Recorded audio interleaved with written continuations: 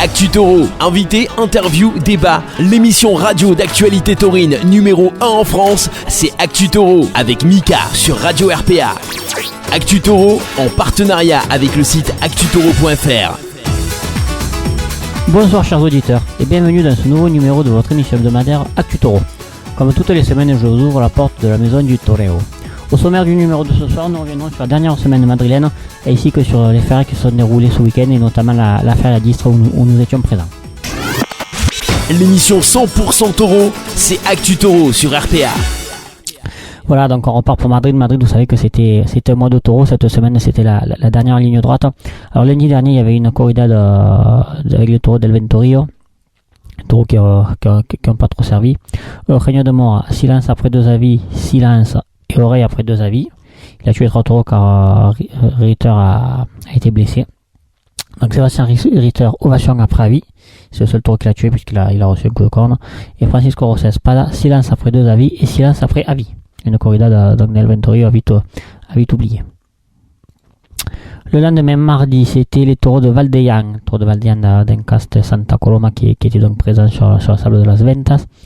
Une corrida, pareil, décevante avec beaucoup de taureaux mansos, de taureaux compliqués. Alors, pour les affronter, il y avait Fernando Robleño, applaudissements et ovations. Ivan Vicente, silence et silence. Et Christian Escribano, sifflet après 2 avis et silence. Une corrida donc a bien vite oublié du côté de Madrid. Le lendemain mercredi, c'était la fameuse corrida, la très célèbre corrida de bienfaisance.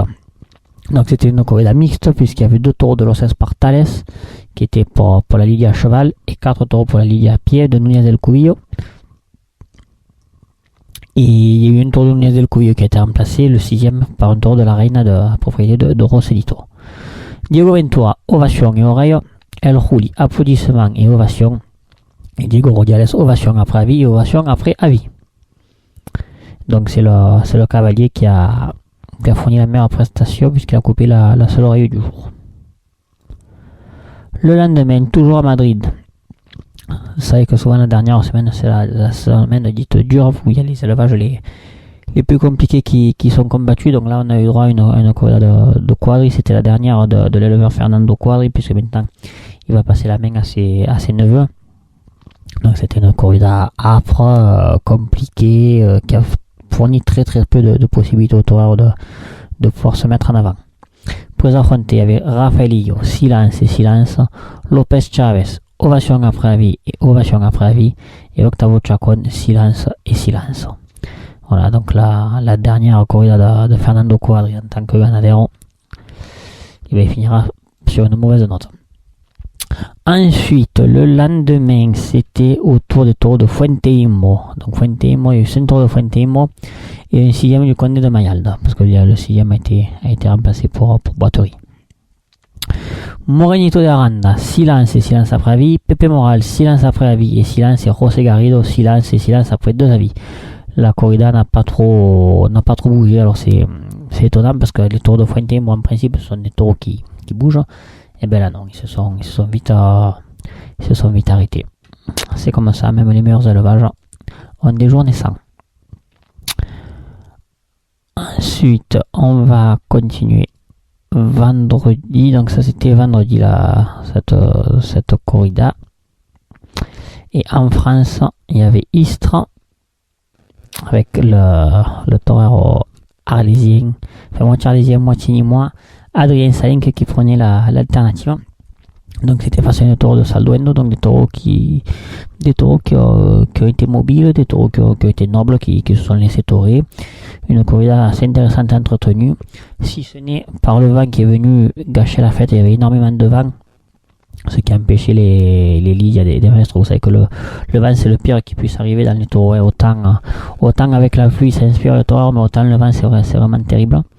Ça me peut gâcher le résultat final parce que cette corrida sans vent, il y aurait eu beaucoup plus d'oreilles qui auraient été coupées.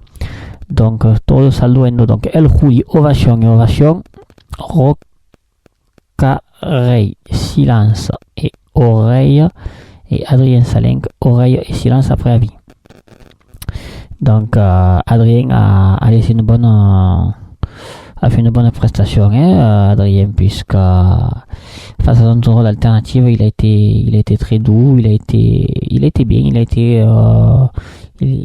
il a coupé une oreille vraiment, il y a vraiment rien à redire, c'est vraiment une oreille de poids, puisque on sait que quand on prend l'alternative, c'est toujours délicat, non, il y a donc le poids du public, la pression alternative, en plus tu t'aurais avec deux figures de Tolero, qui sont les deux numéros actuels, le Juli et Rocarey, le vent en plus qui est venu rajouter de la complication à tout ça.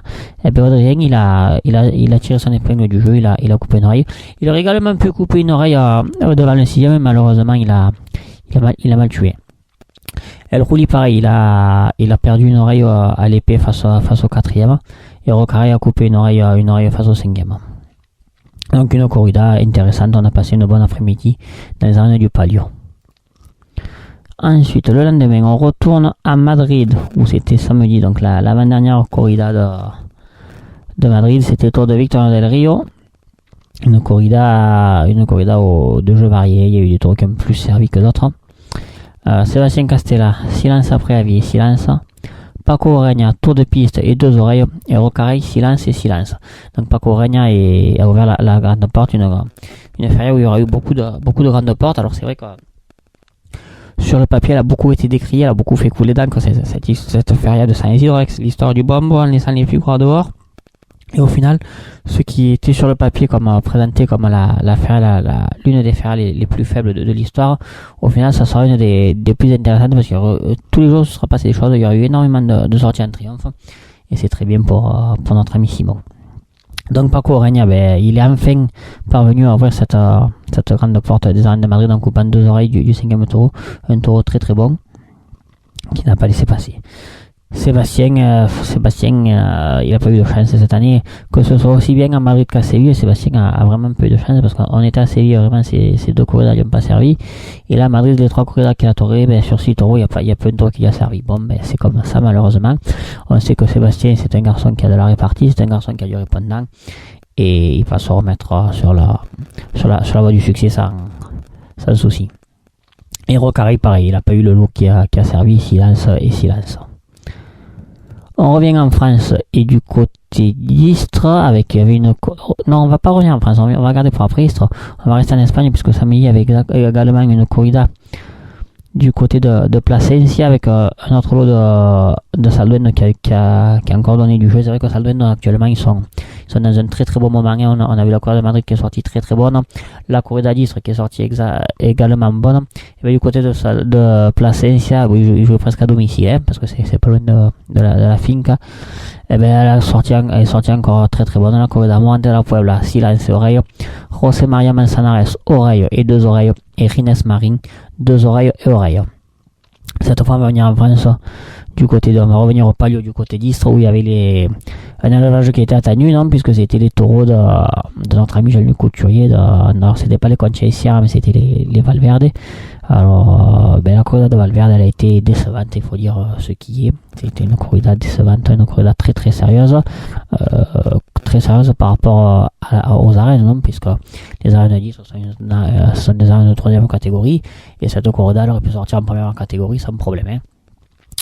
Donc la corrida, elle n'a pas servi, elle a des corridas qui au cheval ils n'ont pas poussé, et certains qui ont été manso. À la moulette, c'est pareil, des taureaux qui se déplaçaient pas, qui restaient courts, non, vraiment une corrida à vite oublier pour notre ami Jean-Luc. Il y a eu un peu le 6ème qui s'est sauvé, mais bon, sans être un taureau exceptionnel, il s'est un peu plus déplacé que les autres, c'est-à-dire que il avait une demi-charge, il s'est déplacé un peu plus, mais bon, rien de vraiment exceptionnel. Octavio Chacon, silence, ovation, et Javier Cortés, ovation, tour de piste et 2 oreilles. Voilà. Il faut dire que les taureurs sont aussi bien Octavio que Javier ont été décidés tout l'après-midi, donc ils ont mis tous les ingrédients sur la piste du Palio pour maintenir l'intérêt de cette corrida. Octavio Chacon, malheureusement, il a eu le pire lot, il a vraiment eu un lot impossible. Et Javier Cortés a profité du 6ème taureau qui se déplaçait un peu plus que ses frères, donc il a pu couper 2 oreilles. Et auparavant, avec le 4ème taureau aussi, il aurait pu couper une oreille. il a fait un effort pour faire passer un taureau qui s'est déplacé très peu. Et malheureusement, il a pinché, sinon il aurait coupé une oreille supplémentaire. Voilà ce qu'on pouvait dire pour les taureaux de Valverde dans les arènes du Palio. Ensuite, dimanche, on retourne à Madrid pour la dernière corrida. C'était déjà la dernière corrida du cycle madrilène, avec un cartel très intéressant, puisqu'il y avait la présence du taureau de Santiago Domecq. Donc le taureau de Santiago Domecq qui a sorti une très très bonne corrida à Séville. Et bien là c'est pareil, ils ont sorti une corrida très très intéressante. Faut les affronter, il y avait El Fandi, silence et ovation, parce que Pablo Aguado a été blessé. Alberto Lopez Simon, silence après avis et silence après avis. Et Pablo Aguado, ovation après 2 avis, puisqu'il a été blessé. Donc cette corrida, sans arriver à être aussi bonne que celle de Séville, c'est une corrida qui a bougé. Et les taureaux n'ont pas été forcément longtemps. Alors on sait que El Fandi, c'est pas un taureau pour Madrid. Lopez Simon, il est plutôt sur la pente descendante. Et Pablo Aguado, que tout le monde attendait, on l'avait vu animer très très bien à Séville. Il a eu son après-midi de rêve en coupant 4 oreilles, et donc tout Madrid l'attendait. Et malheureusement, il n'a pas pu rééditer son exploit, surtout qu'en plus il a été blessé. Voilà pour la conclusion de cette corrida, de cette affaire de Madrid, où c'était une affaire très intéressante, puisqu'il y a eu beaucoup de grandes portes. Il y a eu Miguel Ángel Pereira qui a ouvert la grande porte. Il y a eu David de Miranda. Il y a eu énormément de succès, énormément d'oreilles coupées, énormément de grandes portes. Une affaire qui restera donc comme un bon cru, malgré le fait qu'il n'y avait pas la présence des figures. On revient en France, on revient à Istres, où il y avait la clôture de cette alors d'abord en matinée. En matinée, il y avait une noviade très intéressante de la famille Jalabert, avec 5 taureaux sur 6 qui ont permis, non, notamment il y a eu deux taureaux très très bons. Donc la noviade a permis. Donc c'était une noviade qui était un concours c'était un concours international, puisqu'il y avait trois nationalités qui étaient représentées. Donc il y avait la France, l'Espagne et le Mexique, sachant que le triomphateur sera engagé au Mexique, dans les arènes de Mexico. Donc Maxime Solera, oreille. Christian Pérez, oreille. Carlos Olsina, tour de piste. Hector Gutiérrez, oreille avec pétition de la seconde et 2 tours de piste. Alfonso Ortiz, silence. Et El Rafi, ovation après avis. Donc il y a eu encore un petit peu des caprices présidentielles, parce qu'aussi bien Christian Pérez qu'Hector Gutiérrez aurait dû couper les 2 oreilles. Bon, le président il a pas tenu bon il a pas cru bon de les octroyer. Bon, c'est son droit.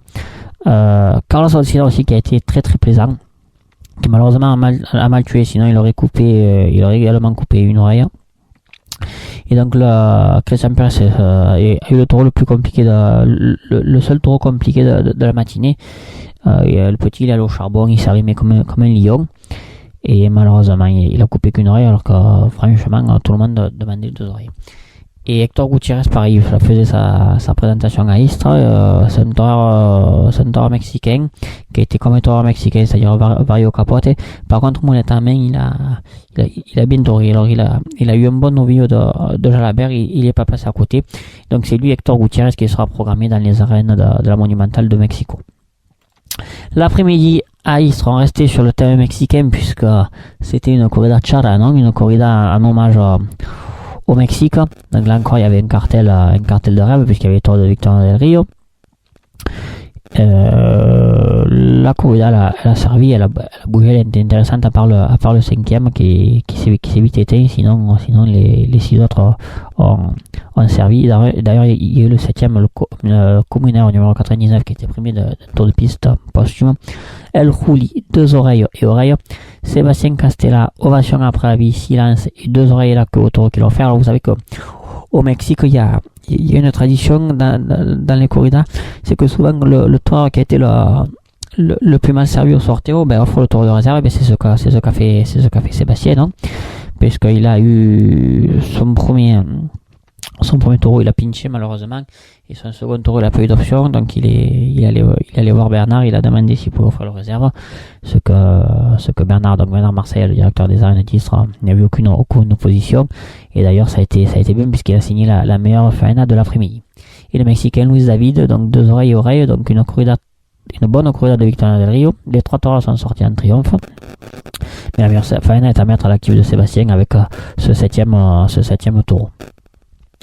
Voilà, c'est bien parce que ça c'est venu clore un bon cru de l'affaire d'Istres, puisque le vendredi il s'est passé des choses, le samedi il s'est passé des choses différentes, mais c'est quand même passé des choses, et le dimanche une journée très entretenue. Alors en plus c'est vrai que ça nous change un petit peu, on rentre dans ce contexte mexicain, puisque les taureaux sont habillés à la mexicaine. Avant le Paseo il y a eu un défilé mexicain, les mariachis qui jouaient, c'est vrai que le Palio depuis quelques années ça va mettre en scène des corridas exceptionnelles pour le plus grand plaisir du public, parce que franchement on s'est vraiment régalé. Allez, on termine la fériade, on termine la journée du dimanche. On va aller dans le sud-ouest, il y avait une corrida avec des taureaux de Valdefresno. Ils ont été nobles dans l'ensemble.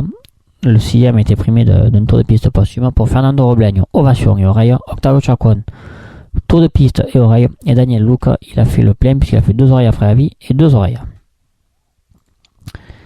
Et enfin, dimanche, donc R sur la Dour, c'est fait, voilà. On vient de terminer cette semaine de taurine. Ah non, toujours dimanche, voilà, je me semblais bien qu'il manquait quelque chose. Du côté de Plasencia, il y avait une corrida de région avec les taureaux de Roma au Tenorio pour Andy Cartagena, 2 oreilles et 2 oreilles. Diego Ventura, 2 oreilles et 2 oreilles. Et notre française Léa Vicens, oreille et oreille.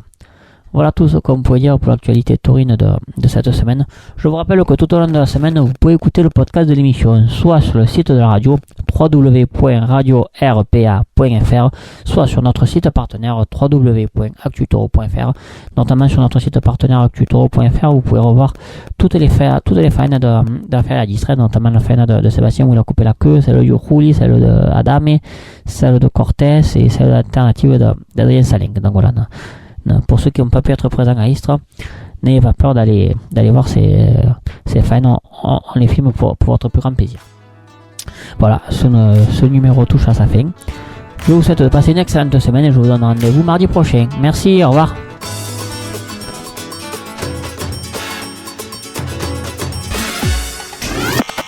L'émission 100% Taureau, c'est Actu Taureau sur RPA.